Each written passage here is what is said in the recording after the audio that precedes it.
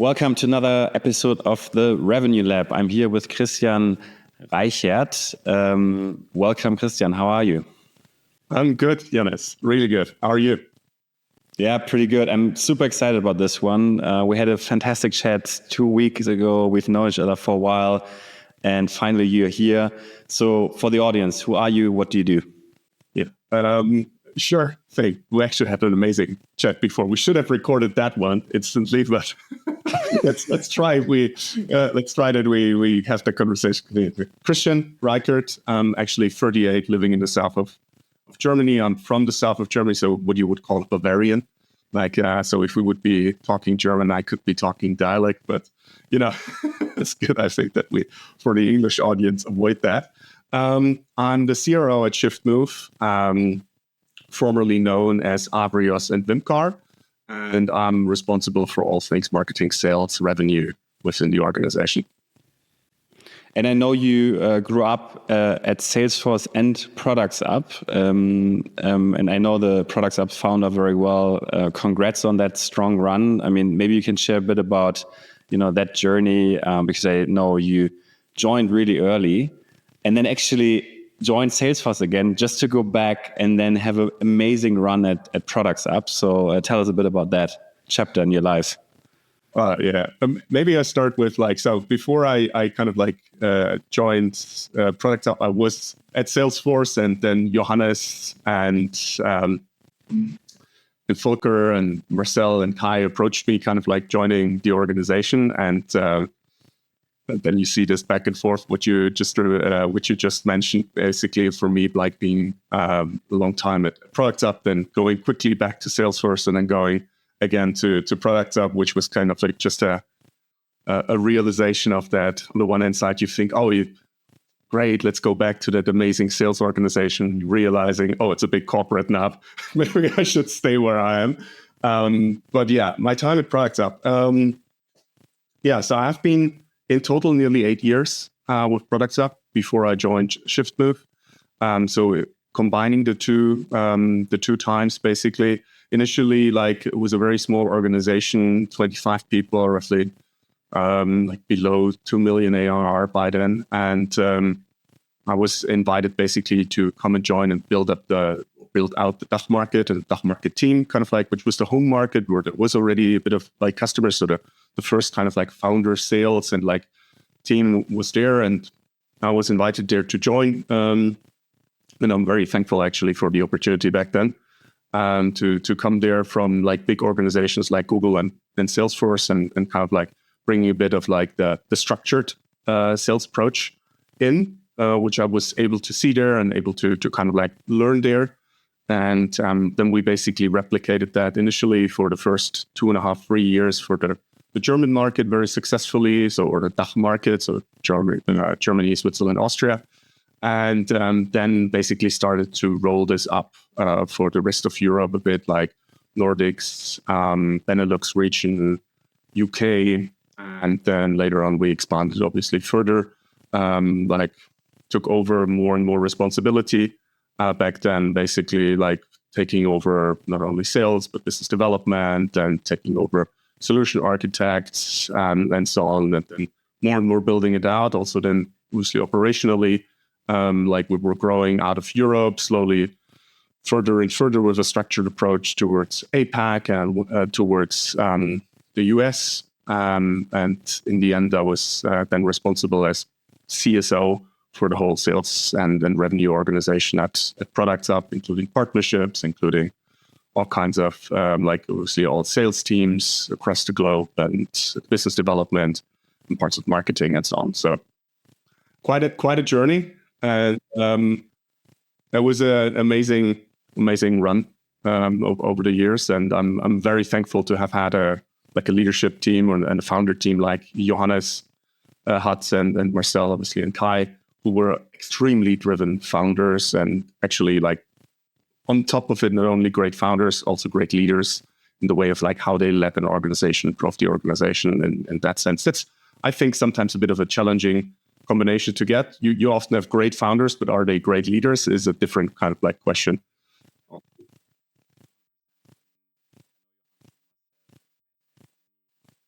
conversations with Marcel already, and I love the level of detail. So I'm pretty sure they are, not only great leaders, but also great sparring partners to go really into the details. And I think that always matters. When you joined, we were 25 people. When you left, how big was the organization?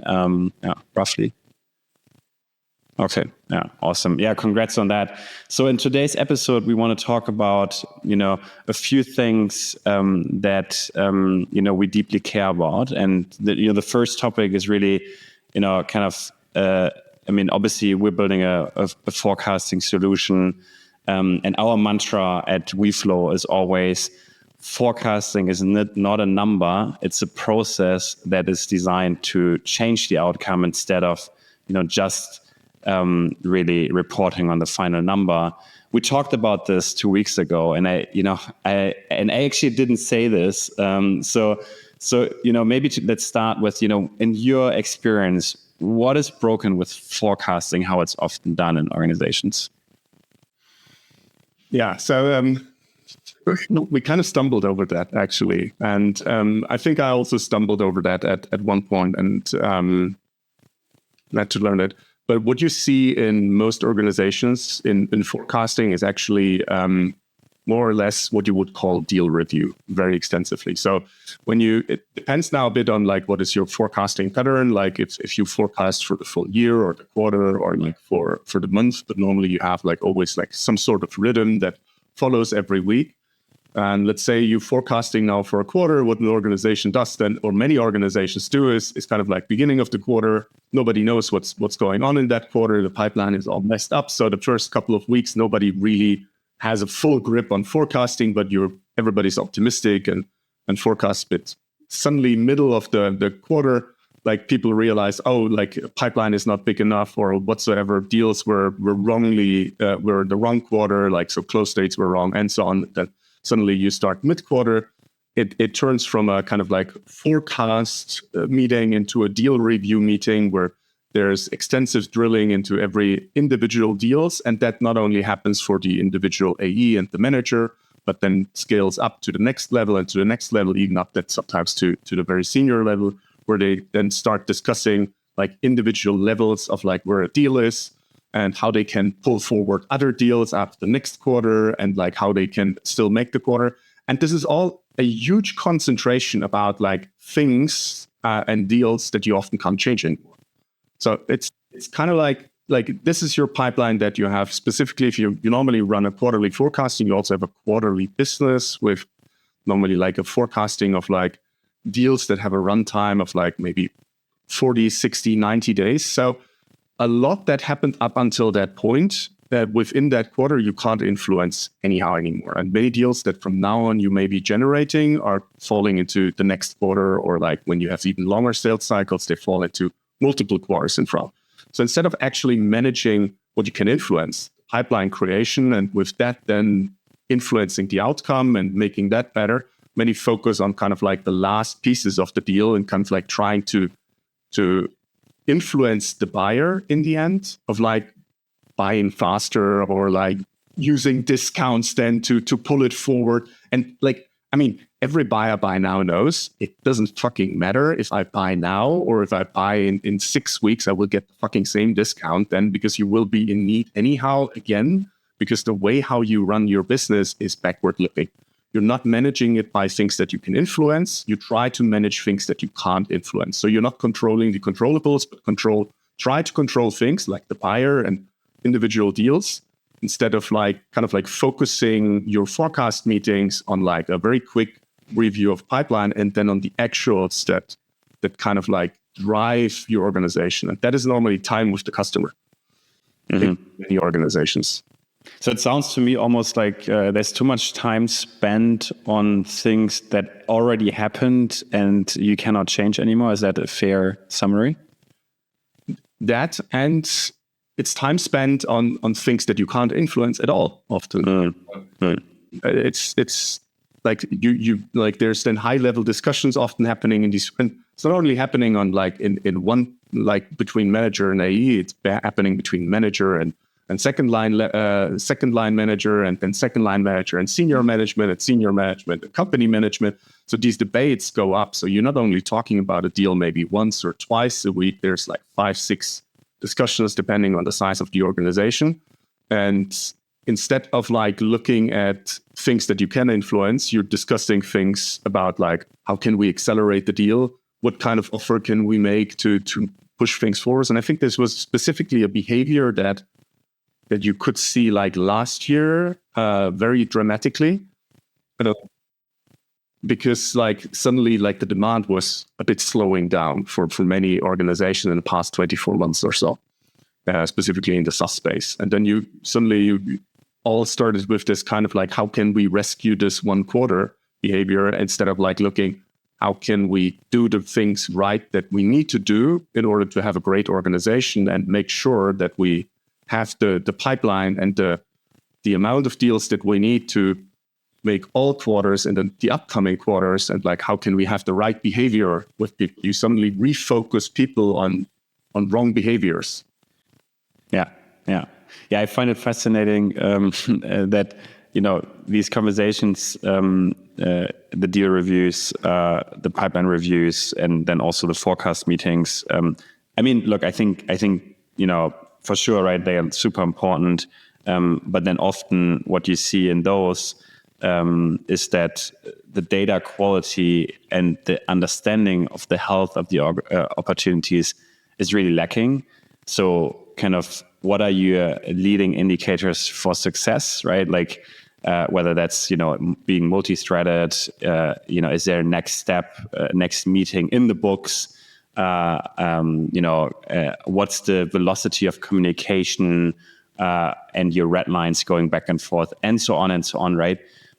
In most instances, we don't actually, like, we see that customers of us don't have that visibility at all. Like, they basically rely on hearsay and gut feeling, and then it's basically the same conversation about the same deals every week over and over again, because until 1 week passes, you know, obviously the pipeline is ever changing, right? There's no question about that, but often many deals don't change, but you can't really see it in the data.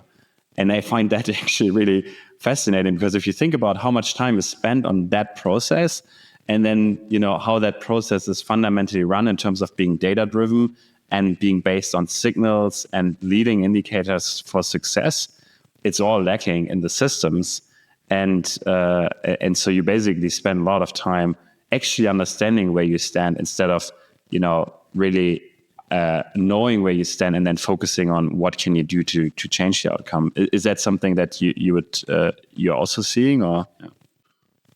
Definitely. I think like there's so like what you're describing is obviously like quality specifically. So there's, on the one hand side, we keep talking about forecasting deals, but nobody takes care about like the quality of questions that are asked, for example, the sales process. And that leads me kind of like, again, we're focusing after the fact, so that after we had a bad demo or like a bad qualification meeting, we realize, okay, the data is not good. Nobody follows up then, or like makes sure that the next time we're having that conversation, the information is followed up, which is, again, leadership. Like, many companies don't focus on the right kind of like information to guide them, in the sense of like indicators. Instead, they rely on like very basic kind of like information, kind of like more like the outer shell. Kind of like, okay, the steel has X size and it's X old, and it's in X stage, instead of like asking, okay, do we actually know, like, are they competing? Is there a competing competitor in like where we in the cycle really? Has there been multi-threading? Is there more than one contact in the opportunity? Stuff like that. Things that are very easily actually to automate and check, and by that kind of like grade your pipeline. Because I mean, you can grade your pipeline very simply by saying, okay, deals above certain amount of like size or like certain amount of complexity need at least 2 or 3 contacts. We know this from the past. So I can as well, instead of like everybody kind of like relying on certain stages and kind of like saying, okay, this is in stage negotiating. Yeah, you might be negotiating, but if you only have 1 contact so far in the opportunity that you have been talking to, you don't know any other competitor in the opportunity, and you have like, and you're missing, for example, tons of further information about like their actual problem. What is the impact that your solution will have? How good is your pipeline really? And then it gets to kind of like a guessing game. Instead of like looking at, and I'm a big advocate of like looking at cascading kind of like pipeline forecast, in the sense of like analyzing your forecast really by analyzing your pipeline in cohorts and understand on the one hand side by multiple factors. One of it could be age, for example, and then looking at your closing ratios by age, in the sense of like, okay, I have pipeline created, for example, at the beginning of the year. How good is this, for example, converting within quarter? So I'm still like a quarter view now, within quarter, then quarter +1 and quarter +2, and then try to apply that and then add further factors to it. Like, how good does it convert if we have like for deal complexity of X with further contacts and so on? And with that, I actually get a very detailed kind of like technical forecast without having a million conversations within your sales teams and within your revenue org, by just like having that set up technologically wise, because we have all these markers correctly. And then instead of like going in all these like detailed reviews, I could just say, okay, this is my forecast, this is my data. Now I'm focusing on like, how can I educate my workforce on like asking these questions, reminding them, building automatic systems into the CRM, like for like, you cannot progress your deal further if you're not having a second, third contact that you have been interacting within your opportunity. There's a lot of ways to kind of like improve that, which are at the moment kind of like, we're still relying on a lot of like what sales likes to do on talking in meetings. Yeah. It's so funny that you say that. I mean, look, I think there's obviously examples, and we've seen setups that are amazing in terms of really understanding the health of an opportunity with, very detailed leading indicators, very clear stage entry and exit criteria, and good methodology being applied, across the discovery qualification phase to, do exactly what you said. But the reality is that most setups we see are exactly not like that, right? And I think that's really what like is sometimes baffling, because if you think about, like what is driving the outcome is okay, like how much quality do you have in each of those deals? And if you don't do that well, right, like then how good is your win rate? How good is your stage conversion rate? How good is your sales cycle length, right? Like if like all these like kind of metrics that you track, you can actually throw them out of the window, because like you actually have no clue, because you don't even track that correctly. So I think it really depends on like maybe asking the question of like, okay, what is, how do like similar to the ICP discussion, right? Like, okay, what is the kind of, what is the companies we successfully serve, right? Like not just close, but then serve, they renew, they expand, right? Like kind of how does a successful deal look like? And what is the path to success we go through with the prospect to make them a successful customer? And that obviously varies by, sales cycle lengths and ASPs and so on and so on. There's probably, 5 to 10 leading indicators that help you determine the health of an opportunity, and then making sure that you track those and get them into your system so that you can actually analyze them, make them visible in the flow of work, not just in a theoretic concept, right? And yeah, it's crazy, like how many setups you see where that's actually, a majority of the work that helps you close more revenue. But then there's, a lot of time spent on exactly what you just said, like this, okay, we sit in those meetings and we talk about it. And then after the meeting, there's no follow-ups, there's no ripple effects. Everybody basically goes back to what they're doing before. And this is a simplification, obviously, but yeah, I think, totally hear you. Yeah. And I would add to it, like, if you want to have a really simple setup of measuring how good your sales org is doing, it's got absolute simple setup is kind of like, instead of like measuring like how you're like how good your Salesforce is kind of like, or how good your CRM is kind of like hygiene and so on, start measuring the time people spend with customers. Because ultimately, if they talk with the right people, so if they talk with an ICP, so you should obviously talk with an ICP, but if you start measuring like the time people spend on average per week with a customer, and you're able to increase that, I can nearly guarantee you will also increase kind of like what you will be signing at the outcome of it. Because like we're still in the business of selling to people, and if you're not spending, and that's one of the big pitfalls I've been seeing in the last 2-3 years, is that people spend a ton of time not talking to the customer in either internal meeting, administrative meetings, kind of like some sort of like cleanups and so on, preparing like campaigns and emails and rewriting and perfectionating things instead of like sitting down with people, like having a call, having meetings, spending time exchanging information and kind of like moving things forward. And like I've seen organizations where AEs actually like spend less than 4 hours a week with customers. It's ridiculous in that sense. Like, how are you expecting that in the end leads to revenue and that is profitable? Like, if your main source of revenue, like your sales organization, spends less than 4 hours a week with customers, and it's not working. So start measuring. If you really want to measure, like if you really want to increase like your performance, start measuring like time spent with the customer, and then that's actually will be like, it's one of the most basic things. You can then at least see, are we increasing? And then you can work on quality. Then you can hygiene. It automatically will improve, by the way, because people will engage more, exchange more. There will be more information. There will be more talk. That is the most basic. You can then sit down, kind of like. Yeah, I really like this because, obviously we all know that buyers have a variety of ways to try to understand, to make decisions these days, right? And a lot of the buyer journey is actually happening outside of spending time with, salespeople.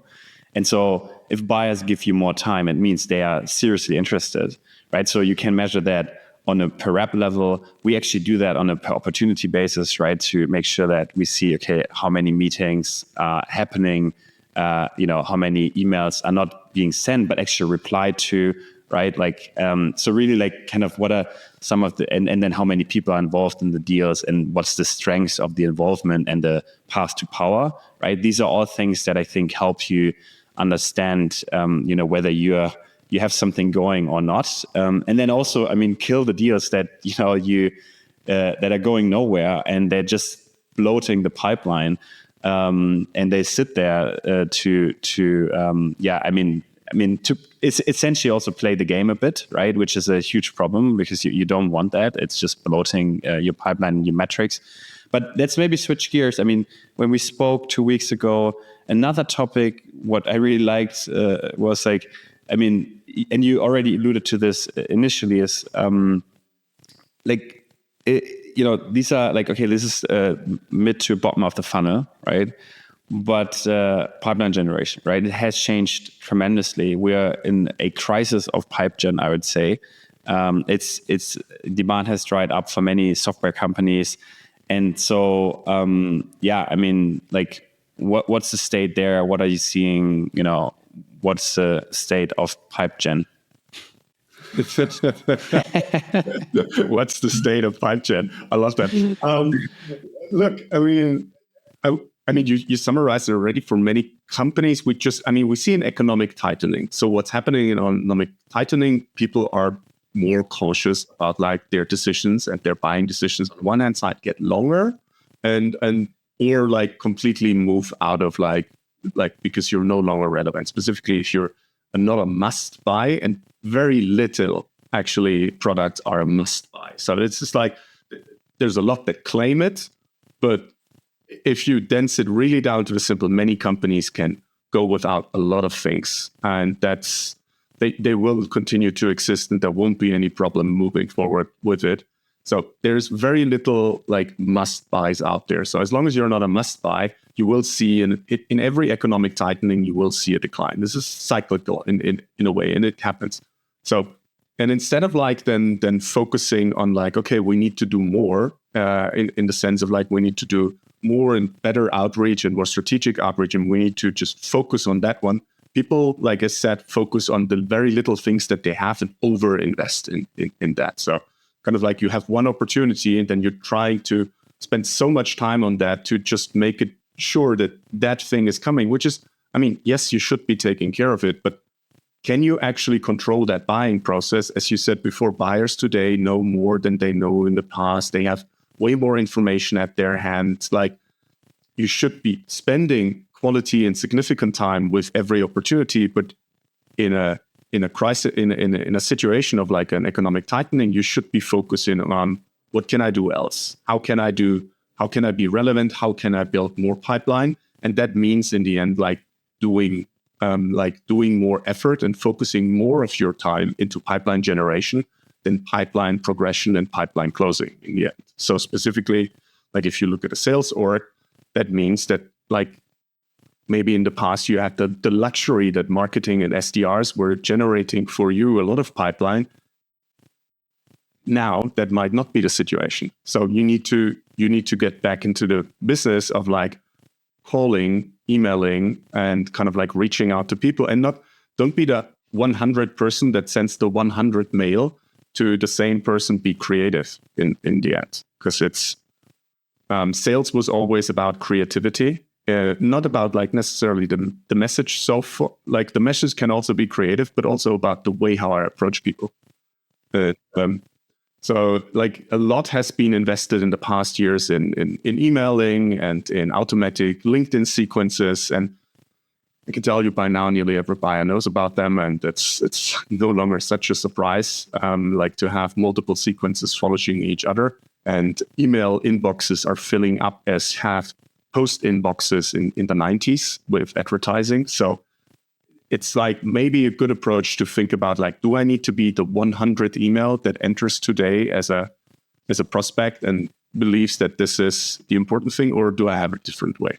And there, I think sales departments and sales team need to become more creative again and think about like maybe forgotten channels and forgotten tactics. It's kind of like literally physical, kind of like mail can actually be a good way of generating pipeline, because it's by now not that common anymore. Mail. I was about to ask any specific examples like you could think of. Yeah. So for example, that could be one thing. Also, I mean, there's a lot going on LinkedIn at the moment where you get a million messages, but how often do you receive an SMS actually? Very rarely. It's one channel that directly comes to your phone normally, if you have a mobile number, but it directly comes to your phone, and it's actually popped out and rarely muted. It's like, so also that, like, be creative about like the way you approach people, and don't like think that you're the only one. It's kind of like there is a million out there, so you need to invest into pipeline generation. And as a company, you should actually focus on that as a leading indicator. How much time do we spend in pipeline generation? Like, how much time are we spending in calling, emailing, messaging, kind of like investing time with the customers, being at fairs? And sometimes that can actually be some companies might have forgotten that, but they have local customers. Why not spend the day in the week and kind of like go around and visit the offices? It's like, it seems to be a forgotten technique. Field sales was called field sales because they were in the field out there meeting people. And sometimes that meant just running into them. And if you have a hard time reaching them via email and phone because nobody's sitting at their desk, maybe it's nice to come by and leave a message at the front desk that you were there. And suddenly you might be recognized as the only one that has been there. And that's, I think a lot of this can be simplified, and we deal a lot with remote organizations. So why not give out as a company simple tasks of like your person in Hamburg, when you have a person in Hamburg and when you have a person in Düsseldorf, each of them visit once a week 5 customers on one day. Like, it's a simple technique that you can integrate, but it seems to be completely forgotten. Yeah. Yeah. Yeah. Yeah. Yeah. I mean, I think there's a lot of talk about like kind of signal-based outbound, right? Like how do you incorporate different signals to focus on the right accounts and so on and so on. But I think the noise in each of these channels is a huge problem. And the unit economics, I think we are now living through a time where everybody's questioning the unit economics of the SDR model. And I think that hasn't been the case for a long time. I want to talk about one other topic. I saw this video from Sapphire Ventures at SaaStar about go-to-market bloat and the specialization of sales. Right? What's your view on that? And what has happened the last couple of years? And what do you think needs to happen to unwind that potentially? Yeah. You mean the split up of like the sales department into like multiple roles, and each and every one having many tiny tasks. So you have like SDRs, AEs, SEs, managers, account managers, maybe customer success managers even, and so on. And then in front, you have maybe a customer intelligence agent, which is preparing data and so on. Like this separation? Exactly this. And this by market, by segment, yeah. And this by market, by segment, correct. So, and then you have like sales orgs that suddenly start to be like 100 people for tiny amounts of revenue. Like what can go wrong? Yeah. What can possibly go wrong? What can possibly go wrong? The idea comes from the idea to kind of like slice down work and make it like to make it more productive, that one person just does one task very well and that executes highly. This is an age-old idea from manufacturing in the end. But normally what happened also in manufacturing or mass manufacturing was always kind of, you slice the work down to increase the speed and like produce more. Each and every person was like doing less tasks, but more individual tasks actually. And it actually sliced down salaries of each and every like worker on the line normally, because like a craftsman normally burns more per hour than somebody working on a production facility line in most situations.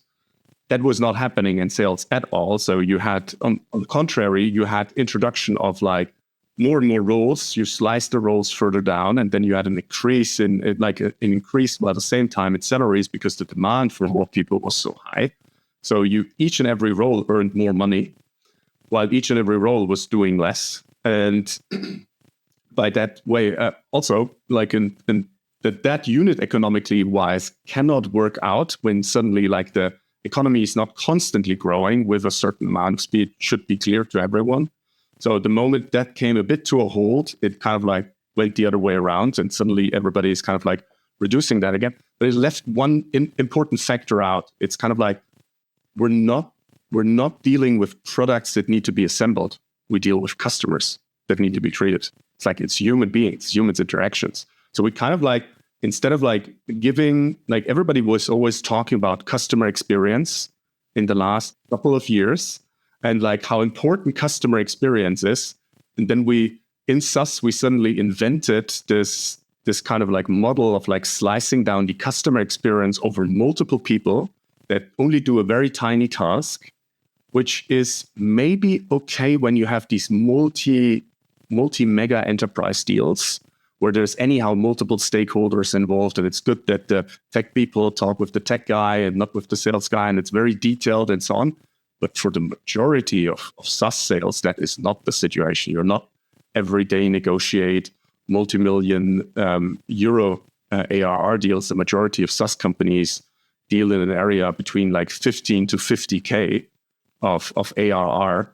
And that's for this kind of like deal sizes and this amount of budget, you normally don't interact with millions of people, and like it's not super complex, not yearly long sales processes and so on. So why slice that down to the effect that sometimes sellers or sales reps can't answer simple feature questions anymore? That would be like you going to your car dealer around the corner and he can't open the car because he has no idea about how to open the car. Like, I mean, literally, like sometimes try to get a demo from a sales rep like 1 year ago. He would always say, "Oh no, I need my SE for this. He will prepare the demo." And we're like, "Why can't you can't you open the car? Can you like?"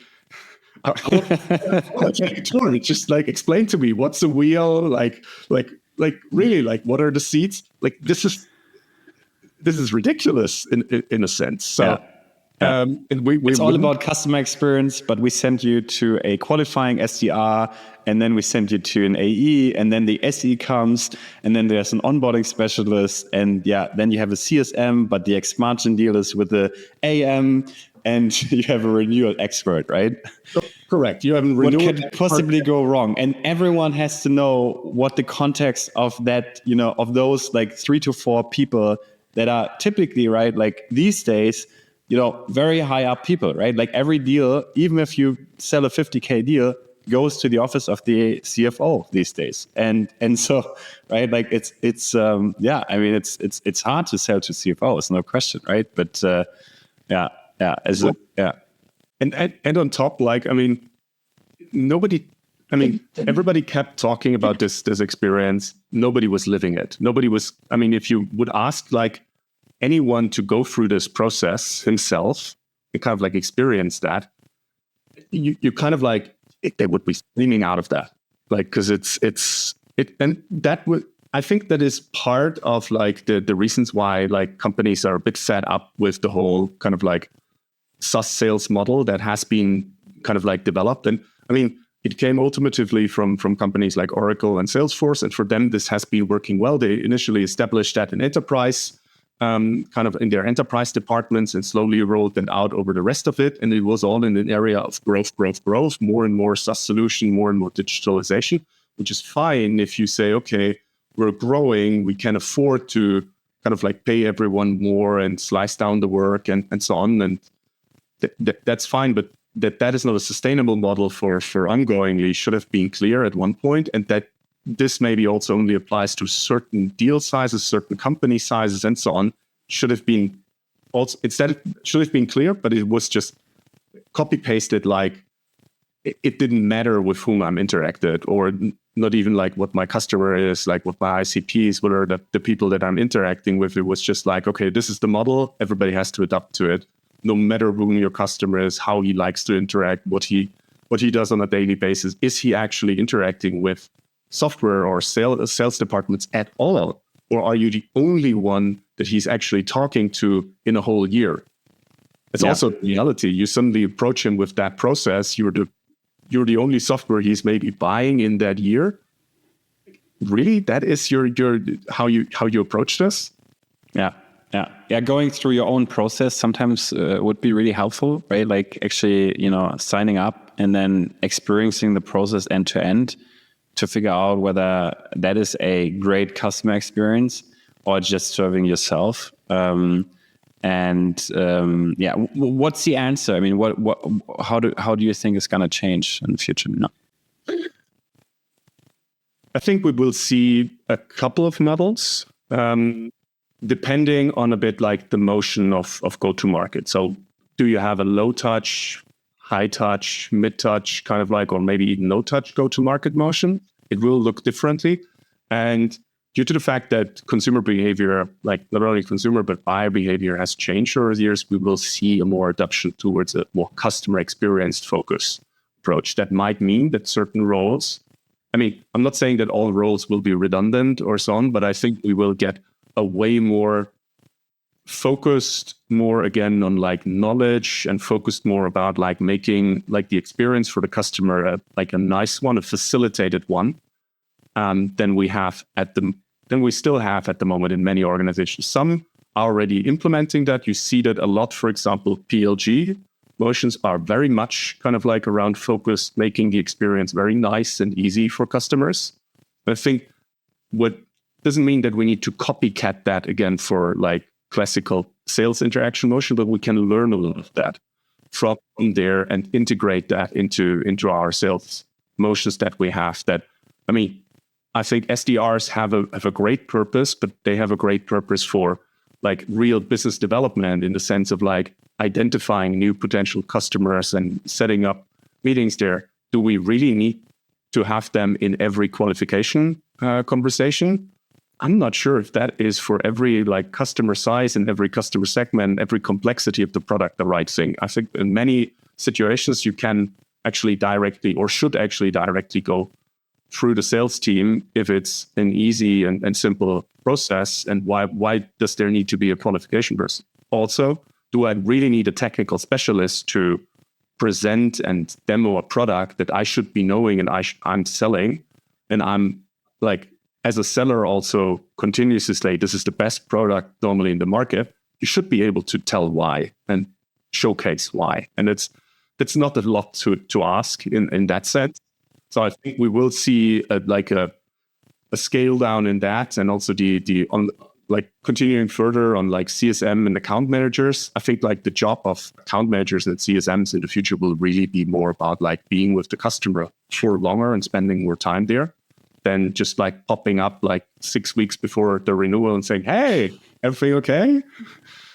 I mean, literally, this happened. That happens. I've never been in that situation. I'm just joking. Hey, your contract is about to renew. Everything okay? Like, no, you didn't show up in the last 12 months, basically. The implementation is still stuck. We wrote your customer success. Nobody was responding. We're not renewing. Like, yeah. sad. All our other customers are renewing.